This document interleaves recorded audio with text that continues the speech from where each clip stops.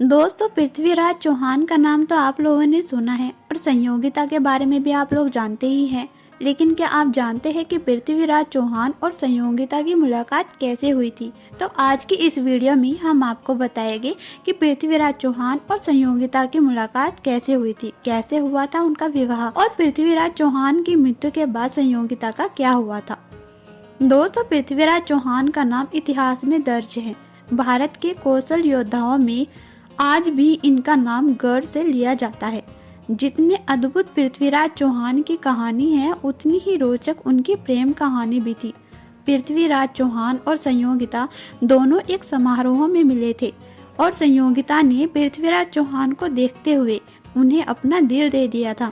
संयोगिता तय कर चुकी थी कि शादी तो पृथ्वीराज चौहान से ही करेगी।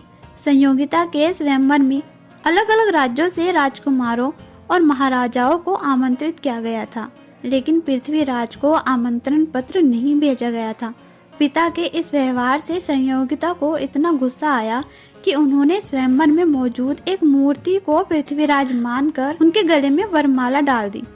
पृथ्वीराज को जब यह बात पता चली तो उन्होंने संयोगिता को स्वयंवर से भगा कर ले जाने का निर्णय किया और कामयाब भी रहे, लेकिन इस कारण जयचंद उनके दुश्मन बन गए थे। दोस्तों, क्या आप जानते हैं कि पृथ्वीराज चौहान की मौत के बाद उनकी पत्नी संयोगिता का क्या हुआ था?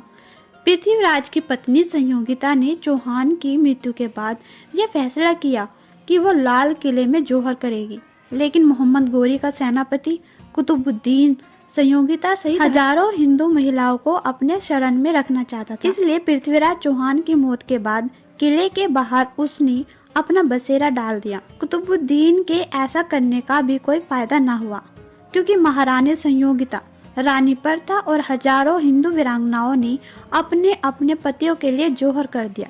कुतुबुद्दीन जब किले के अंदर पहुंचा तो उसे ठंडी चिताओं की राख मिली।